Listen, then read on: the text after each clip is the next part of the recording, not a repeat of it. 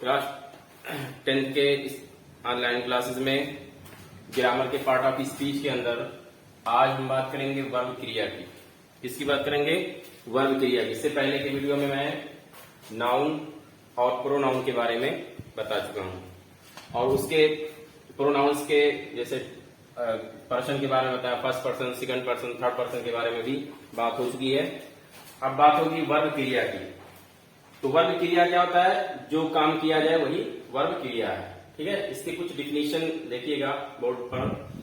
A verb is a word, a group or group of words that is used to indicate that something happens or exists। क्या क्रिया एक शब्द या शब्दों का, क्रिया एक शब्द या शब्दों का समूह है। क्रिया एक शब्द या शब्दों का समूह है जिसका उपयोग ये इंगित करने के लिए किया जाता है। क्या इंगित करने के लिए किया जाता है? कि जो कुछ काम होता है या मौजूद है तो उसे क्रिया वर्ब कहते हैं। ठीक है ना। अब क्रिया वर्ब को कैसे पहचानेंगे कि ये क्रिया ये वर्ब है? तो यहां पे क्रिया वर्ब की पहचान के लिए क्रिया वर्ब कैसे पहचानेंगे? क्रिया वर्ब के अंत में कोई भी वर्ड हिंदी का होगा, उसके अंत में एक शब्द आएगा बेटा, वो होगा ना। क्या होगा? ना। ना शब्द उस क्रिया के अंत में जरूर लगा होगा, तो उससे हम पहचान जाएंगे कि यह वर्ब क्रिया है। कैसे? जैसे पहला मैंने लिखा वर्ब क्रिया खाना। क्या लिखा? खाना। अब देखिए खाना ये वर्ब है। अब देखिए इसके अंत में एक ना शब्द आया ना, तो कोई भी क्रिया का वर्ड आप लाएंगे हिंदी में लिखेंगे तो ना शब्द जरूर लगा होगा। इससे पहचान जाएंगे कि ये क्रिया वर्ब है। ये इसका पहचान करने का तरीका। अब खाना की अंग्रेजी क्या होती है? ईट होती है। क्या होती है? ईट। EAT, ईट। ठीक। इसी तरह से जैसे है खेलना, खेलना, फिर ना आया ना, खेलना ना आया ना, तो ये खेलना भी क्या है? खेलने का काम हो रहा है, तो जो काम होगा वही क्रिया है। तो यहां पे इसको क्या कहते हैं? प्ले। ठीक। फिर उसके बाद बोलना। देखिए बोलना ना आया ना, तो ये भी आपका क्या हो जाएगा? क्रिया। इसकी अंग्रेजी में क्या बोलते हैं? स्पीक। ठीक। फिर हो गया। ऐसे बहुत सारी क्रियाएं हैं, लेकिन मैं लिखते चला जा रहा हूं। फिर देखता हूं। लिखना, फिर ना आया, अंत में लिखना, लिखने का काम हो रहा है, तो जो काम होगा तो क्या होगा? वही क्रिया होगी और अंत में ना जरूर लगा होगा। तो लिखने के लिए क्या हो जाती है? राइट। WRIT, right. ठीक। फिर इसी तरह से हंसना,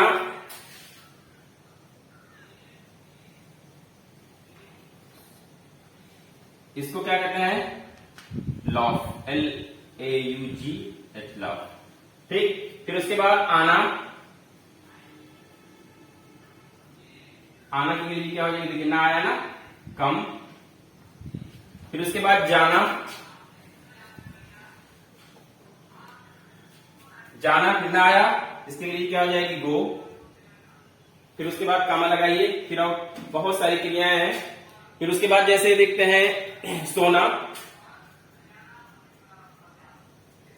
सोना को क्या कहते हैं? स्लीप। ठीक। फिर उसके बाद पढ़ना,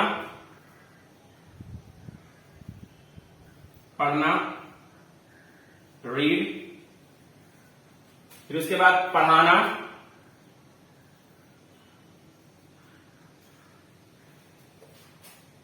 इसको कहते हैं टीच। फिर कामा, लेटना, लेटने के लिए क्या होगी? ले, LAY। बैठना,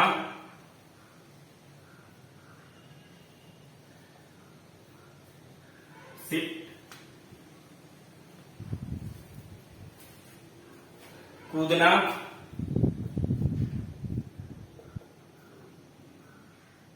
गाना, सिंग। ठीक। बहुत सारी क्रियाएं हैं, तो इतनी क्रियाएं आपके बोर्ड पर देखिए, जितनी क्रियाएं हिंदी में लिखी हुई हैं उसके बाद उसका इंग्लिश वर्ड भी है। तो कोई वर्ड ऐसा बताइए जो हिंदी वाला है जिसमें ना शब्द ना लगा हो, कोई ऐसा वर्ड है? नहीं ना। देखिए खाना ना आया, तो इससे हम पहचानेंगे कि उस क्रिया का अगर हिंदी वर्ड कोई होगा तो वहां पे उसके अंत में जरूर ना लगा होगा। तो ना एक पहचान होती है, आसान पहचान होती है कि जब ना लगा होगा तो ये तुरंत पहचान जाएंगे कि ये क्रिया वर्ब है।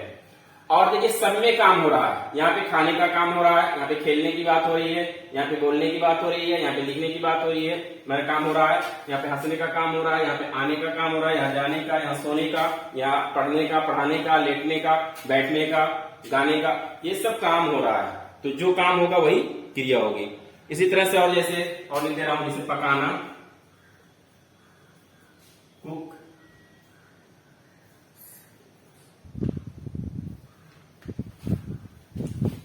फिर इसी तरह से पीटना,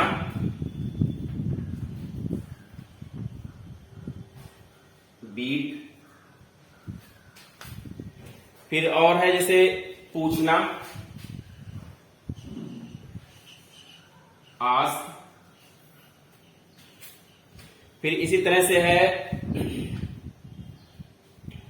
जैसे हो गया तोड़ना,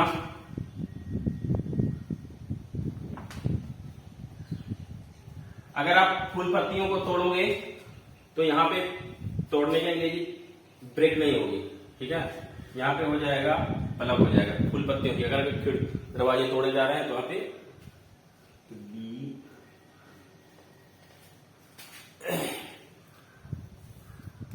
जैसे हो गया और रुकना, स्टॉप, ईटीसी। ठीक, बहुत सारी क्रियाएं हैं, लेकिन मैं कुछ क्रियाओं को आपके सामने व्हाइट बोर्ड पर लिखा हूं। हर क्रिया के अंत में ना शब्द जरूर लगा है, तो इससे अगर आपको समझ में नहीं आता तो स्थिति यही जानिए कि जिस क्रिया के अंत में ना लगा होगा वो वर्ब क्रिया, जिस वर्ड के अंत में ना लगा होगा वह वर्ड क्रिया वर्ब होगी। ठीक है, तो अभी इसी क्रम में कुछ एग्जाम्पल भी देखते हैं। ठीक, पहले आपकी डिफिनेशन हो गई इंग्लिश में, फिर उसके बाद हिंदी में, फिर उसकी पहचान, एक क्रिया वर्ब को कैसे पहचाना जाता है उसके बारे में भी लिखा गया। ठीक है, अब यहाँ पे कुछ वर्ड्स जैसे करके यहाँ पे कम से कम 10-12 वर्ड लिखे हुए हैं। वैसे तो क्रियाएं बहुत होती हैं, आप दिन भर में जितने काम करते हैं वो सब क्रियाएं हैं। अब एग्जाम्पल देखिए सेंटेंस में, जैसे पहला क्या है खाना, इसी पर एक सेंटेंस बनाते हैं। हमने खाना खाया, हमने खाना खाया। अब देखिए ये जो वर्ड मैं यहाँ पे लिखा था इसमें हिंदी में इस्तेमाल भी कर लिया हूं, इसलिए एक सेंटेंस बना, हमने खाना खाया।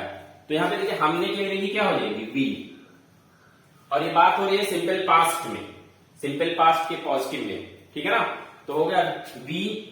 अब ईट का सेकंड फॉर्म लाते हैं सिंपल पास्ट में, यानी क्रिया की सेकंड फॉर्म लाएंगे, ईट का सेकंड फॉर्म हो जाएगा एट,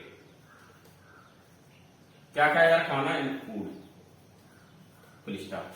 तो वी एट फूड, हमने खाना खाया। अब यहां देखिए यहां पे इस सेंटेंस में काम क्या हो रहा है, काम हो रहा है खाना को खाने का, खाना को खाने का।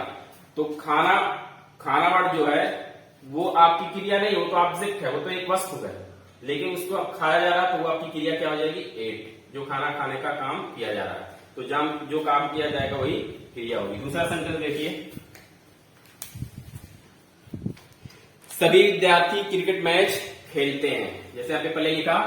तो दूसरा सेंटेंस हो गया सभी विद्यार्थी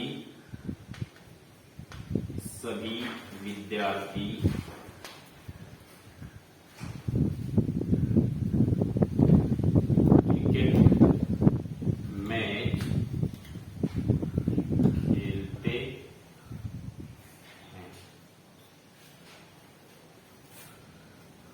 सभी विद्यार्थी क्रिकेट मैच खेलते हैं। अभी आप एक सवाल यहां पे पूछ सकते हैं कि यहाँ पे आपने कहा कि हर क्रिया के अंत में ना लगा होगा, तो यहाँ पे खेलते आया क्यों? तो यहाँ पे खेलते ये टेंस के हिसाब से आया खेलते, ये इंडेफिनिट को बताता है, तब वहां पे खेलते आया, खेलना नहीं आया, ठीक है। लेकिन जब क्रिया अकेले में कहीं हिंदी में लिखी जाएगी तो वहां पे ना जरूर आएगा, इसको आपको समझ में आए। सभी विद्यार्थी क्रिकेट मैच खेलते हैं, तो यहाँ पे हो जाएगा all the student, all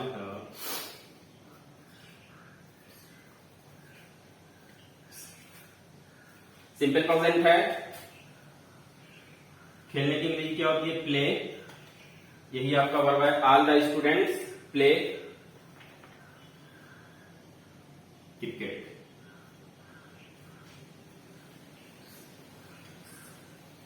cricket match, ठीक। तो सभी विद्यार्थी क्रिकेट खेलते हैं। अब यहां देखिए वर्ब क्या है, इसमें जो काम हो रहा है वो कौन सा है? खेलने का। तो यही यहाँ पे आपका क्या हो जाएगा? ये आपका वर्ब हो गया। इसमें कौन वर्ब हुआ? खाना खाने का। तो यहाँ पे एड क्या है? वर्ब क्रिया है। जो भी काम किया जाए वही क्रिया होती है। खेलने का, खाने का, सोने का, बैठने का, उठने का, नहाने का, टहलने का, बात करने का, पूछने का, ये जितने भी काम होंगे तो वो आपकी क्रियाएं होंगी। इसी का और सेंटेंस देखते हैं। वो समाचार पत्र पढ़ती है, जैसे तीसरा है, वह समाचार पत्र पढ़ती है।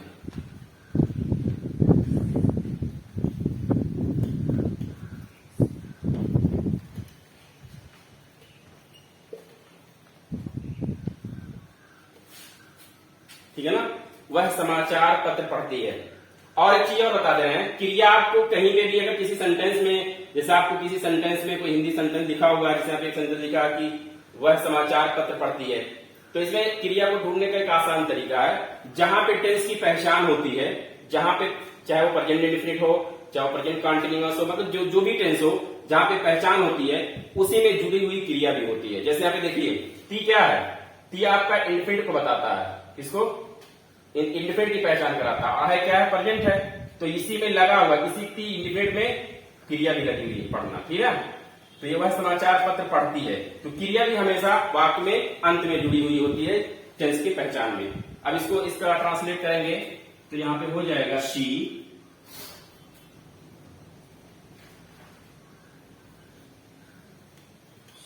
रीड्स। देखिए पढ़ना, यहाँ पे सी क्या है? यह आपका फेमिनिन जेंडर का सिंगुलर सर्वनाम है, ठीक है। तो जब सिंगुलर सर्वनाम होगा, सब्जेक्ट का स्थान लेगा, तो मुख्य क्रिया में यस या यस को जोड़ेंगे। यस या यस को क्यों जोड़ा जाता है? यहाँ पे यस क्यों जुड़ा? क्योंकि यहाँ पे जो क्रिया का अंतिम लेटर यानी अक्षर क्या है? कॉन्सोनेंट है, इसलिए यस जुड़ा। अगर यहाँ पे वावल होता तो यस दोनों जुड़ जाता, ठीक है। सिंपल प्रेजेंट के नियम में यही होता है। शी रीड्स द न्यूज़पेपर, ठीक। और सेंटेंस देखते हैं, चौथा हो गया जैसे लिखना। उसने एक प्रार्थना पत्र प्रधानाचार्य को लिखा। एक सेंटेंस देखते हैं, उसने एक प्रार्थना पत्र प्रधानाचार्य को लिखा। लिखने का काम क्या हो गया? एंड हो गया, यानी समाप्त हो गया। तो जब लिखने का कोई भी काम जब समाप्त होगा तो सिंपल प्रेजेंट से ना जाकर के सिंपल पास्ट की बात करता है, ठीक है। तो यहां इसको बनाएंगे तो यहां पे हो जाएगा ही। उसने के लिए क्या लाओगे? ही। उसके बाद तुरंत क्रिया लाएंगे, क्योंकि ये अफर्मेटिव सेंटेंस है, पॉजिटिव है। क्रिया मैंने कहा कि वाक्य के अंत में, यहां है ना। तो लिखना, राइट, राइट का सेकंड फॉर्म रोट होता है, तो हो जाएगा he wrote. He wrote an application. An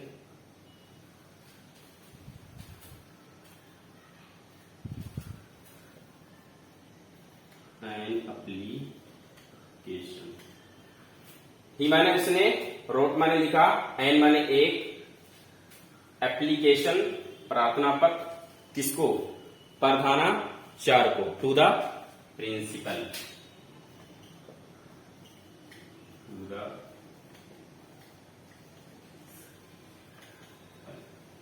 ठीक है। तो ये 4 सेंटेंसेस हो गए। वैसे तो अब इसके बारे में जितनी क्रियाएं हैं, मैं एक सेंटेंस ऐसे हिंदी में बोल करके उसे मैं सॉल्व कर देता हूं। देखिएगा, जैसे यहाँ पे हो गया, लिखने की बात हो गई हंसना, ठीक है ना। अब हंसने के लिए कोई सेंटेंस बना सकते हो आप, यू लाफ एट मी, है ना। उसके बाद है आना, वह कक्षा में आया, ठीक है। जाना, वो कक्षा से बाहर गया, वो कक्षा में आया, ही केम इन द क्लास। वो विद्यालय गया, वह विद्यालय गया, ही गोज टू स्कूल।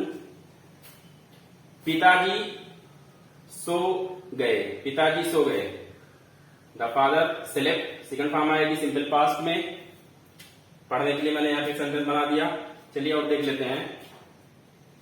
अध्यापक ने, पांचवा है,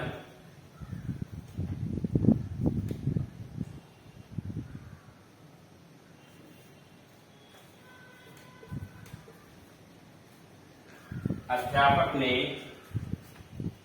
हमें, अध्यापक ने हमें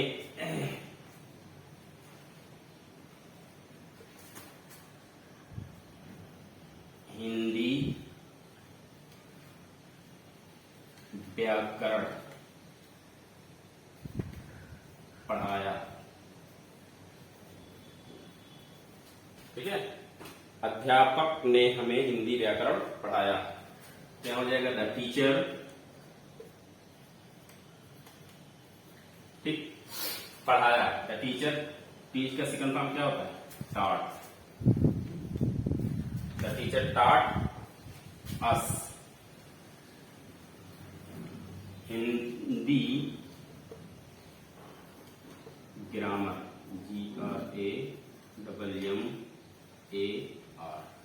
ठीक। अब देखिए यहां पे पहले वाक्य में रीड्स क्रिया है, दूसरे वाक्य में यहां पे जो है, इस वाक्य में प्ले खेलना क्रिया है, इस वाक्य में एट क्रिया है, इस वाक्य में टॉट यानी सेकंड फॉर्म में आया है, ये क्रिया है, इस वाक्य में रोट क्रिया है। और यहाँ पे जितने वर्ड्स लिखे हुए हैं ये सब क्रियाएं हैं। और सबसे आसान है क्रिया को पता करना, पहचानने का, कि हिंदी वाक्य में, हिंदी में अगर होगा तो उसके अंत में ना शब्द जरूर लगा होगा।